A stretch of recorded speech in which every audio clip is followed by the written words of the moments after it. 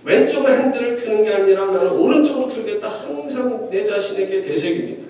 사람은 무의식 중에 옆에 아무리 사랑하는 사람이 있어도요, 자기를 보호하기 위해서 왼쪽으로 튼다고 합니다. 내한테 대색이니까 나는 오른쪽으로 틀겠다. 감사하게도 그런 결정을 내릴 순간이 오지 않아서 다행이지만 14년 전에 작은 교통사고가 있었습니다. 분열교를 섬길 때 장로님 한 분이 메릴랜드에 내려가셔서 메릴랜드 분열교를 개척하셨는데 그분이 만날 때마다 한번 놀러 오라고 하셨어요. 그래서 하루는 날 잡아서 부인 권사님과 다른 남자 집사님 한 분을 모시고 내려갔습니다. 제 아내는 집에 있었고요.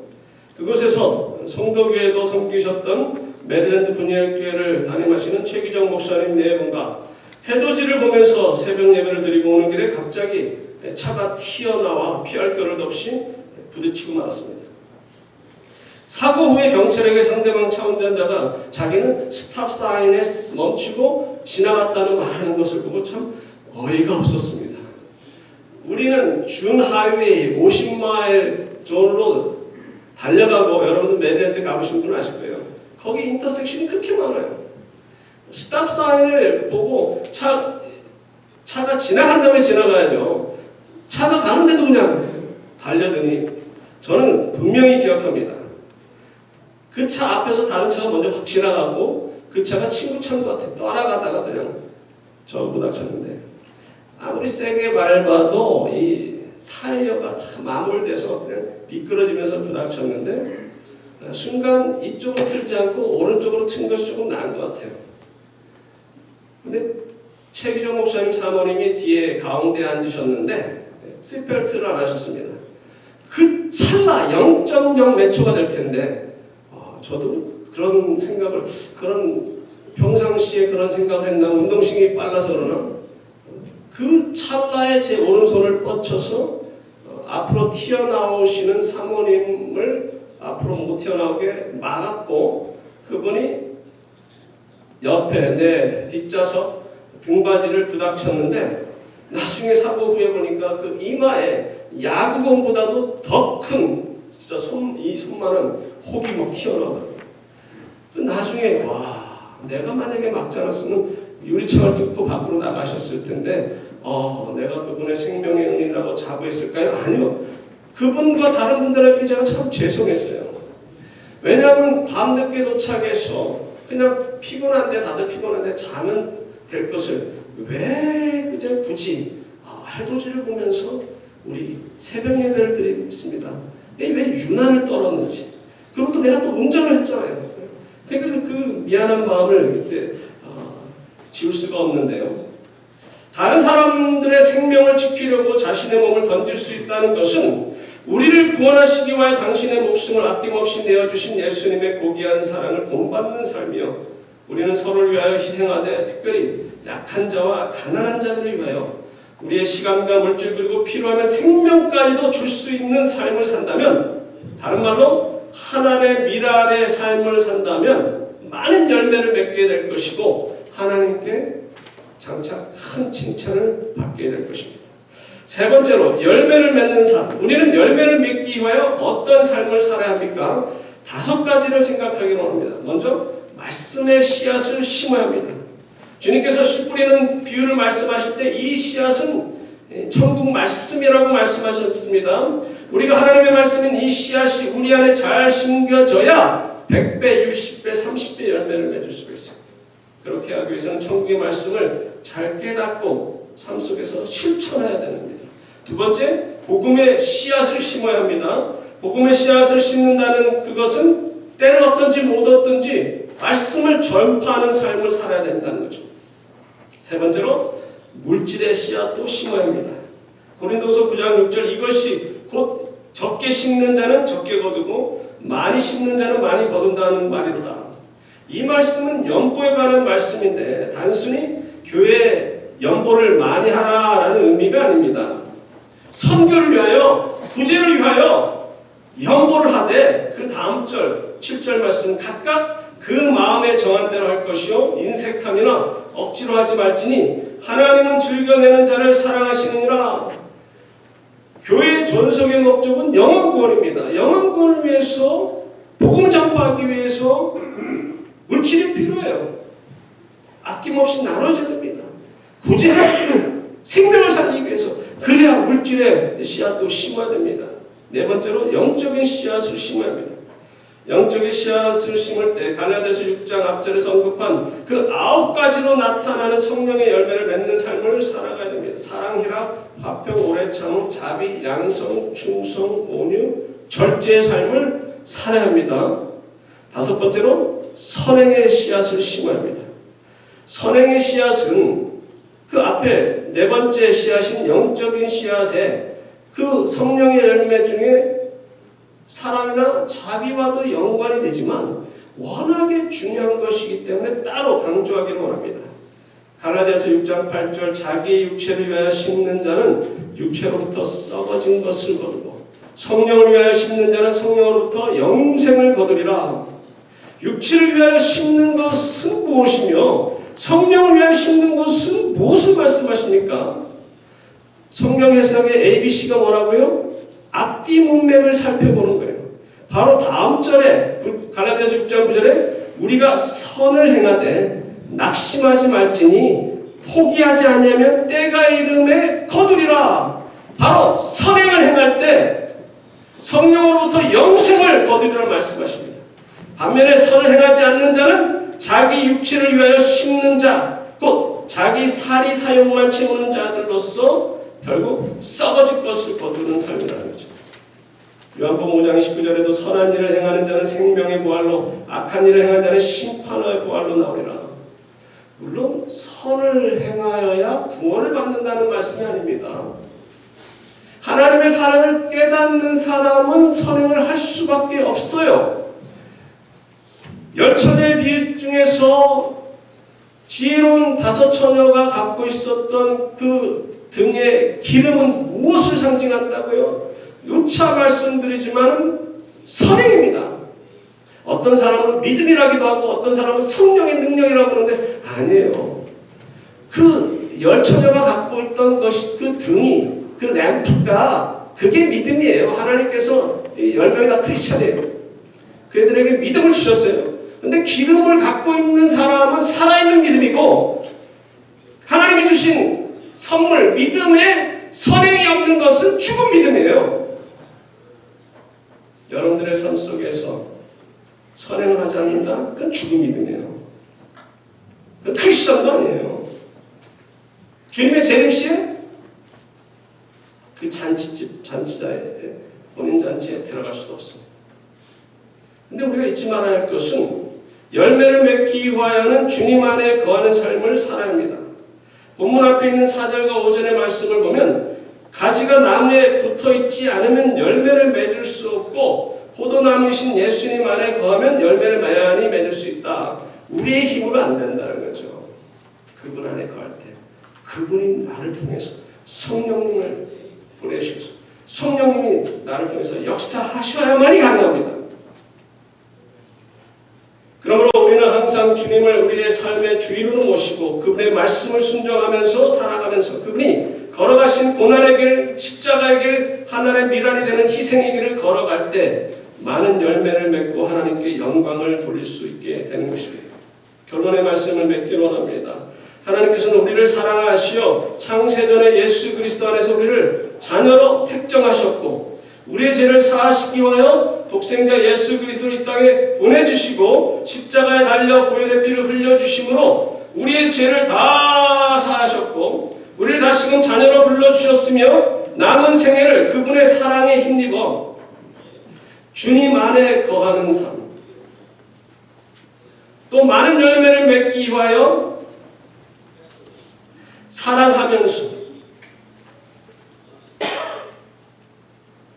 예수 그리스도의 제자로서 남은 생에 많은 열매를 맺음으로 하나님께 나아가서 그 많은 열매를 하나님께 드릴 수 있고 큰 칭찬 받으시는 여러분과 제가 되기를 간절히 소망합니다. 같이 기도하시겠습니다. 고마우신 하나님 아버지, 은혜와 사랑을 감사드립니다. 제가 그때 죽었던 우리를 살려주실 뿐만 아니라 하나님의 자녀 삼아주시고 또 우리를 자녀 삼아주시는 이 계획은